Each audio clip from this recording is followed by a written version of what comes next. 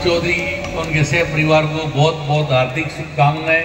इन्होंने इतना भव्य प्रोग्राम रखा और यहाँ मकराना के सभी जनता वासियों को मेरा हार्दिक हार्दिक शुभकामनाएं। इस अवसर पर ज्यादा बोलने की इच्छा तो नहीं है और मुझे तो वैसे बोलना आता भी नहीं है, पर समय के हिसाब से अपने को आने वाले टाइम के अंदर कुछ ऐसी विचार गोष्ठी करनी चाहिए कि अपन अपने राष्ट्र को किस तरीके से ऊंचाइयों पर लेके जा सके। जो समानता और असमानता में फर्क आ रहा है उसको समानता के रूप में कैसे लिया जाए, इस पे अपने विचार गोष्ठी करनी चाहिए। सब्जेक्ट नहीं है पर फिर भी सब्जेक्ट बता के जा रहा हूं। इन दिनों में बहुत कुछ सोचने के समझने के बाद के अंदर आप ये सोचो कि इस टाइम देश के हालात क्या होते जा रहे हैं।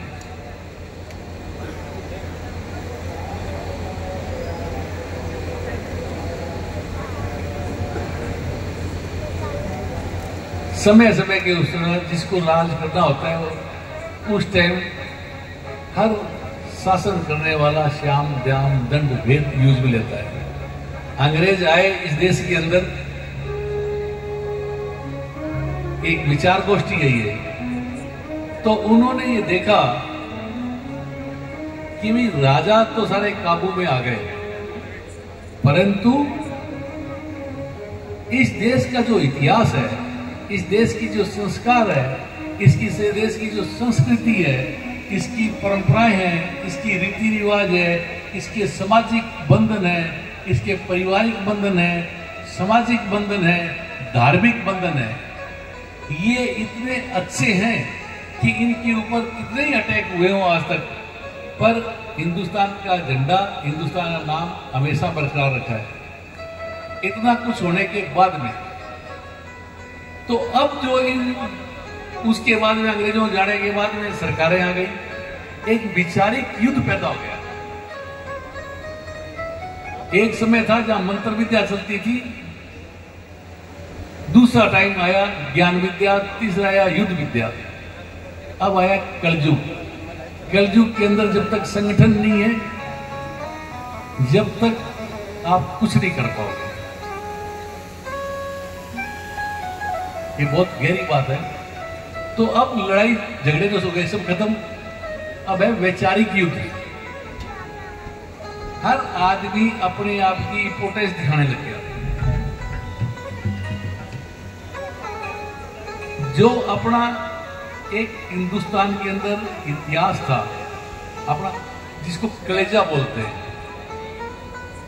वो था अपना इतिहास, संस्कार, संस्कृति, रीति रिवाज, सामाजिक बंधन, पारिवारिक बंधन, धार्मिक बंधन, लोक लाज, ये सारे समाप्त हो गए।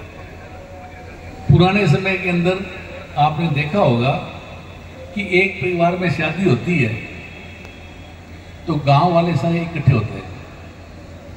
लेडीजें का एक फंक्शन रीति रिवाज ऐसे थे कि आज मंगोड़ी है, आज पापड़ है, बारात आती थी, गांव की औरतें पूरे बारात को खाना खिला दिया करती थी। कोई खाट लेके आता था, कोई बिस्तर लेके आता था, आपसी सहयोग से सारे काम होता थे। गांव में कोई तालाब टूट गया, तालाब की रिपेयर करनी है तो गांव के लोग मिलके करते थे। हर काम गांव वाले करते थे। अब धीरे धीरे जो वैचारिक युद्ध पैदा हुआ, जो जिस गांव का जो मुखिया था वो इन सब बंधनों से बंधा हुआ था। आज स्थिति ये हो गई, जिस प्रकार राजनीति का खेल चल रहा है, हाथ कहने लगा कि खाना मैं खिलाता हूं, दांत बोलते हैं मैं पीसता हूं, नाक बोलता है मैं सूंघता हूं, कान बोलता है मैं। हर आदमी अपनी पोटेंस दिखाने लग गया। तो ये आत्मा गई परमात्मा के पास है कि भाई इसका जवाब दो। तो क्या ये हार्ट जो है 24 घंटे चलता है, ये 2 सेकंड भी बंद हो जाए तो तुम्हारा सबका महत्व खत्म हो जाता है। तो अपने को इस स्वतंत्रता दिवस का मौका है, एकजुटता कैसी हो सकती है? राज करने के लिए श्याम दाम दंड भेद यूज में लिए जाते हैं। अब छोटा सा उदाहरण दे रहा हूं आपको, क्योंकि कभी विचार गोष्ठी करेंगे, विद्वान आ जाएंगे जब, हम इसके ऊपर बहुत भारी रिसर्च कर चुके हैं। सबसे पहले देश आजाद हुआ, गरीबों के उत्थान के लिए आरक्षण लेके आए। था वो गरीबों के लिए। अम्बेडकर साहब ने बहुत अच्छी राय दी और उसको स्वीकार करना चाहिए हर व्यक्ति को, हर देशवासी को। पर उन्होंने एक राय और दी थी, उसको किसी ने अडॉप्ट नहीं किया। उन्होंने बोला अपने देश की जो व्यवस्था है उससे किसी टाइम ये देश इतना डेवलप नहीं है कि यहां पे बच्चे पढ़ सके, तो बच्चों के पढ़ने के लिए एक व्यवस्था की जाए। जिस प्रकार मेरे लिए बड़ौदा दरबार ने किया, मुझे विदेश भेजा, तो आज मैं संविधान लिखने लायक हो गया। जब तक इनको पढ़ाई के साधन नहीं देंगे, जब तक आरक्षण देने का कोई फायदा भी नहीं होगा। तो आरक्षण इन लोगों को मिला जो शहरों में स्कूल कॉलेज होते नहीं थे। जब उन्होंने जो शहरों के अंदर जो बच्चे पढ़े 50-60% नंबर आ गए, वो चले गए, क्योंकि पढ़ने वाले थे ही नहीं, सरकारी नौकरियों में, तो वहां एक समानता और असमानता फैल रही। एक 50% वाला बच्चा, एक 90% वाला। कुछ दिनों बाद में उसका प्रमोशन हो गया। प्रमोशन हो गया तो वो उसका बॉस बन गया, तो एक हीन मामला पैदा हो गया। दूसरी मानसिक रोग जिसको बोलते हैं, दूसरा मानसिक रोग जो गांव में दूर दराज में बैठा है बच्चा, बहुत ज्यादा इंटेलिजेंट है, परंतु उसके पास संसाधन नहीं है, पढ़ने का मौका नहीं है। तो उस टाइम हालात थे तो कह नहीं किया, तो वो हमेशा परेशानी में मानसिक रोगी हो गया। अब परिस्थितियां चेंज हो गई, अब गांव गांव नानी नानी में स्कूल हो गए, परंतु समस्या फिर वही कि एक बच्चा 12वीं क्लास के अंदर 90% लेके आ गया, पर उसके पास संसाधन नहीं है। तो हमने एक यूनाइटेड ग्लोबल पीस फाउंडेशन बनाया है, उसके अंदर जिन बच्चों के, गरीब बच्चे, सब समाज के, इसमें किसी को एक समाज के लेना नहीं है, कोई भी समाज का बच्चा, लड़का लड़कियां, जिसके 90% नंबर आ गए, तो वो हमसे संपर्क करे। हम उसके 3 साल की कोचिंग, 3 साल की ग्रेजुएशन, जब तक उसकी नौकरी लग जाए, जब तक उसकी पढ़ाई का पूरा खर्चा हम लोग देते हैं। अब ये एक्सपेरिमेंट किया, हमें सिर्फ 4 महीने हुए हैं कि 200-250 बच्चे आ गए और उसके अंदर 70% लड़कियां हैं। तो ये नौजवान क्या करेंगे? तो मेरा पूछेगा ये हाल है, मैं अपने लिए तो और भी अच्छा हुआ। ये लड़के लड़कियां बड़े इंटेलिजेंट हैं, ये पहले बात है मेरिट में चले जाएंगे, मेरिट में नहीं चले गए तो आरक्षण में चले जाएंगे, आरक्षण में नहीं गए तो महिला आरक्षण में चले जाएंगे। तो राज में इससे बढ़िया भागीदारी नहीं हो सकती।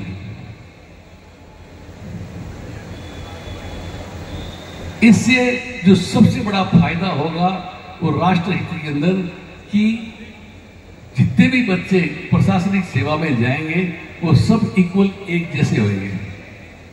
वो देश की अच्छी पॉलिसियां बनाएंगे, देश के बारे में अच्छा सोचेंगे। वो बच्चे हेल्प लेके गए हैं तो उनका नेचर भी हेल्पिंग हो।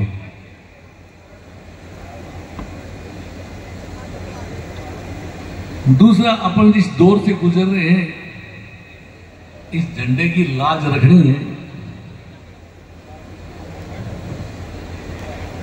तो इस जातिवाद को खत्म करना बहुत जरूरी है। जातिवाद की शुरुआत अभी हमने यहां से की है। हम सर्व समाज के लड़कों को पढ़ा रहे हैं। वो जब IAS, IPS या प्रशासन की सेवा में जाएंगे तो वो कभी जातिवाद की बात नहीं करेंगे। उनको पता है कि हम तो हेल्प लेके आए हैं। और जो यूनाइटेड ग्लोबल पीस फाउंडेशन के जितने भी मेंबर हैं वो सब सर्व समाज के हैं, तो जातिवाद कुश्ती से खत्म होगा।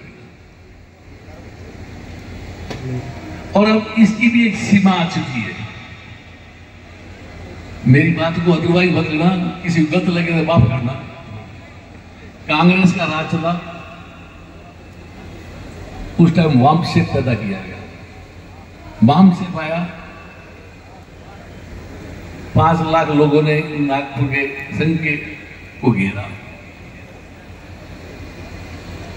तो जो खतरे में पड़ने लगे, जब मायावती जी का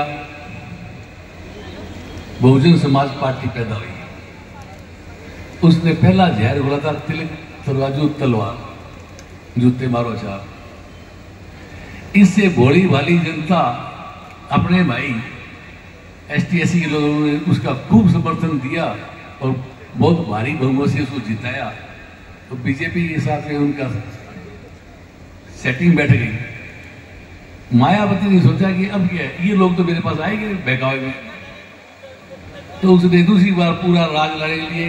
जहां ब्राह्मण ज्यादा थे ब्राह्मणों को टिकट दी, जहां बनिए थे वह बनियों दे दी, राजपूत थे राजपूत दे दिए, और फुल फ्लैश मेजोरिटी में आ गई। वो फिर लोगों को डाइजेस्ट नहीं हुआ। कहीं ये सवर्ण जाति तो बीजेपी की वोट पे खिस जाएंगे। जब तीसरी पैदा हुई भीमसेन, ये लोग मोटिवेटेड है, ये राजनीति का खेल खूब चल गया। तो इसे जातियों में आपसी में जातिवाद पैदा का जहर बोला। उसके बाद के अंदर अब क्या हिंदू मुस्लिम इसे जहर घोल दिया। पर ये कार्ड भी खत्म हो चुके हैं। अब हिंदू अगर सारे वोट देते फिर 500 सीटें आ जाती था, भांगे ही 400। तो लोग इस चीज को समझ गए कि ये हमें अपना फायदा लेने के लिए लड़वाते हैं। ये हर चीज मोटिवेटेड है। अब ये चीज भी खत्म हो गई। अब कोई जातिवाद नहीं है। अब आया ये है आर्थिक युग। इस देश को बचाना बहुत इजी नहीं है। मेरी बात बुरी लगेगी पर सत्य यही है। अब आगे इकोनॉमिक युग, आर्थिक युग है।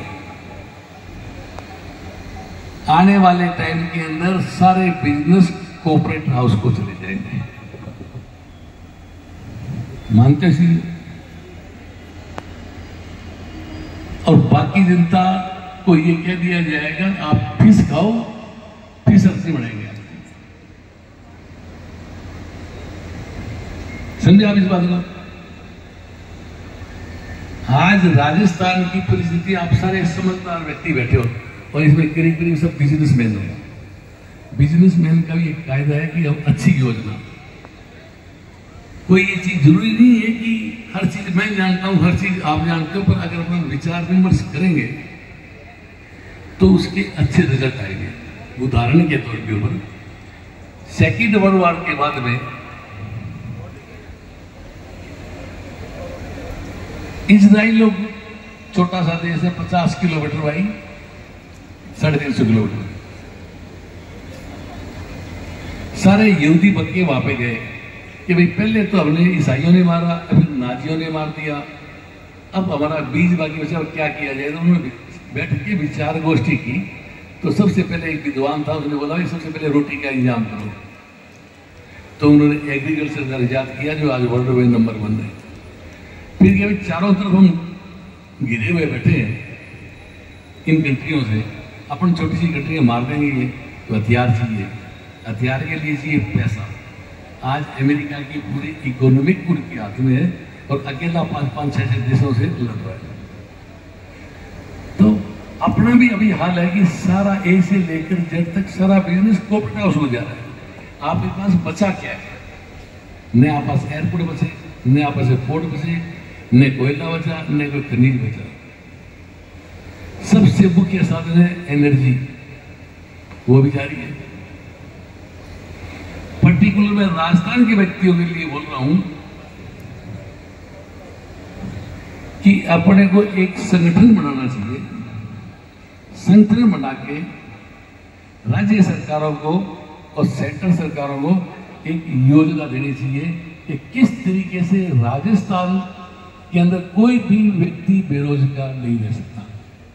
और ये मेरी गारंटी है, बेरोजगार रह नहीं रह सकते, किसी की मदद नहीं रह सकता। उदाहरण के तौर पर आप सब पढ़े लिखे हो, राजस्थान का कुल क्षेत्रफल कितना है? राजस्थान का कुल क्षेत्रफल कितना है? उसका 10% कितना है? उसको 247 से गुना कर दो और 6 से भाग कर दो, लगभग 14 लाख होता है। 14 लाख बच्चों को जो बेरोजगार हैं उनको 6 एकड़ जमीन दे दी जाए तो 4 एकड़ के अंदर 1 मेगावाट बिजली बनती है, जिसकी इनकम है 35 लाख से लेकर 36 लाख लेकर 45 लाख तक। अब आप अंदाजा लगाओ कि 15 लाख लोगों को 36 लाख रुपए साल के पैसे मिलेंगे तो कितना पैसा अपने गरीब बच्चे भाइयों को मिलेगा? अंदाजा लगा। ये आज तक किसी नेता ने नहीं सोचा, आज तक किसी ब्यूरोक्रेट ने नहीं सोचा, न किसी विद्वान ने सोचा। इस राजस्थान के अंदर जमीन इतनी ज्यादा है खाली कि सिर्फ बाड़मेर, जैसलमेर, जोधपुर और बीकानेर की मात्र 20% जमीन ली जाए तो सब एक भी आदमी बेरोजगार नहीं रह सकता। दूसरा, मैं कोई, हमारी संस्था जो है न तो राजनीतिक है न धार्मिक है, बहुत पहले के लिए बताते हैं, हमें इस पर्पज से पढ़ते नहीं है। दूसरा, इनको जमीन 1-1 लाख एकड़ दे रहे हैं, क्यों भाई? क्या ये आजाद देश है? अगर 1 लाख एकड़ जमीन दी जा रही है तो इसका मतलब है 25,000 लाख रुपए इन 4 आदमियों के जेब में पर ईयर जा रहा है। कि प्राइवेट व्यक्ति जो सोलर लगा रहा है वो प्राइवेट किसानों की जमीन ले रहा है, उसकी कीमत लग रही है 25,000 एकड़ की। गौर से सोचा, अगर 1 लाख एकड़ जमीन किसानों को ली जाए, वो किसान जहां बिरानी जमीन है वहां कुछ उगता ही नहीं, साल के 5,000 की कमाई नहीं है। अगर उस व्यक्ति को 25,000 मिलेंगे 1 एकड़ के और 1 लाख एकड़ के कितने हुए? 25,000 लाख रुपए किसानों को आएंगे। तो इनको ये सड़कों पे इनको धरना देने की जरूरत नहीं है। हम कोई अडानी हमारे किसी के खिलाफ नहीं है भाई, जिसके पास पैसे है वो प्राइवेट जमीन ले, किसान देने को तैयार बैठे। ऐसी योजना बना के हम बना रहे हैं, उस योजना को आप लोगों का साथ रहा तो एकजुट होके फिर नीति आयोग को और उसको दिया जाएगा प्रधानमंत्री को, तो ये योजना लागू हो जाएगी। तो पहली समस्या तो ये रोजगार की। अब किसी के पास 3 लाख रुपए की इनकम होगी तो एक गाड़ी लेके आएगा, गाड़ी लेके आएगा, फिर गाड़ी के लिए ड्राइवर चाहिए, फिर एक घर में नौकरी भी चाहिए। तो 42 लाख लोगों को रोजगार मिलता है, ये आंकड़े हैं, हमने पूरा स्टडी कर लिया, रिसर्च कर लिया। तो बेरोजगारी कहां बची? फिर मैकेनिकों को बिजनेस मिलेगा, डीजल मिलेगी, कार इंडस्ट्रीज बहुत बूम मारेगी। ये एक चैन है। दूसरा जो सबसे वर्ल्ड वाइड जो समस्या है वो है पर्यावरण। झुलस के मर जाओगे अगर अभी पृथ्वी को नहीं बचाया।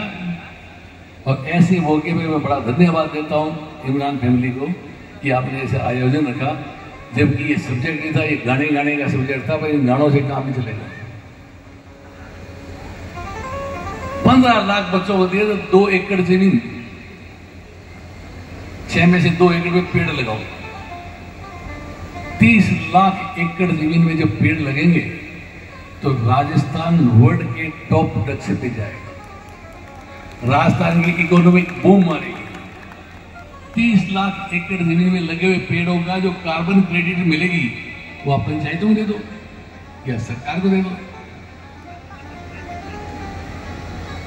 पर मुझे ये समझ नहीं आया, आप इतने लोग बैठे हो, आपने कुछ सिद्ध नहीं किया कि 1 मेगावाट के अंदर 4 करोड़ रुपए लगेंगे, तो इन बच्चों के पास आएंगे कहां से? जो मैंने 2-3 राजनेताओं से बात की थी, वो कहते तुम पागल बात करते हो, पैसा कहां से? ये इन्वेस्ट करने के लिए है भाई, ये इन्वेस्ट कर रहे हैं, ये पैसे कहां से? बैंकों के या पब्लिक शेयर के पैसे? तो गरीब लोगों को दे दो। तो भाई हम बता देते हैं रास्ता कौन सा है। 4 करोड़ रुपए 15 लाख लोगों को विदाउट इंटरेस्ट रिफंडेबल, ऐसा वापिस करना पड़ेगा, पर उस पर इंटरेस्ट नहीं लगेगा। कि पैसा कहां से आएगा? पैसा हम बता देते हैं। आप सब बिजनेसमैन वाले, CSR का फंड 90% चोरी हो रहा है नहीं हो रहा? CSR का फंड किस उद्देश्य से दिया जाता है? जनहित के लिए, जनहित के लिए दिया जाता है। तो इन बच्चों को तो सरकार के पास पैसा वापस आ जाएगा। 20 साल बाद राजस्थान सरकार पे कर्जा ही नहीं रहेगा।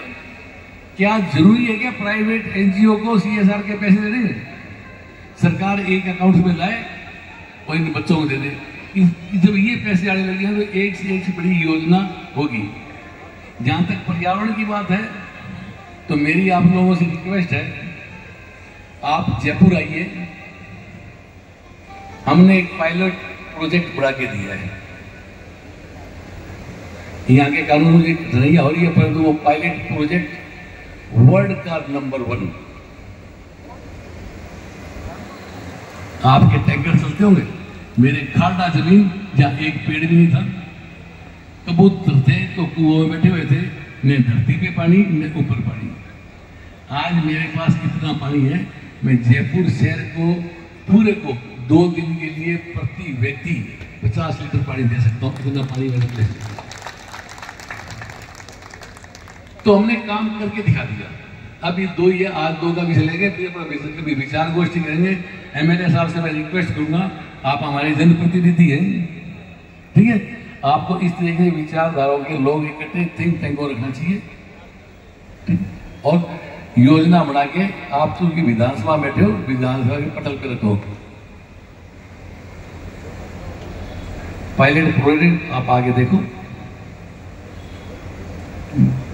जिसको मैंने नहीं बोला, मैंने किया है। इंग्लैंड के राजा प्रिंस चार्ल्स, कतर की सरकार का फाउंडेशन है कतर फाउंडेशन, इन्होंने हमारे साथ पार्टनरशिप की है पूरी हेल्प करने के लिए। UNA के अंदर चले गए, SPN में चले गए, B Corp सर्टिफिकेट आज तक बिजनेस हुआ बहनों कोई जानता ही नहीं क्या होता है। वो हिंदुस्तान में एक ही है, धुन लाइफ पे। तो अपन पर्यावरण के ऊपर तो हर कोई व्यक्ति बेरोजगार नहीं रहे, सुखी रहे, वैसी योजना हमने करीब 2-3 चीजों में बना ली। और आप लोग एक इकट्ठे हों, विचार विमर्श करो, देखो समझो, उसके बाद में राज्य सरकार को सेंटर को देंगे ताकि ऐसी योजना लागू हो जाए तो राजस्थान नंबर 1 स्टेट होगी ओवरऑल वर्ल्ड की। क्यों? भगवान ने अपने को जमीन दी है, वो किसी स्टेट के पास नहीं है जितनी अपने पास में। धन्यवाद।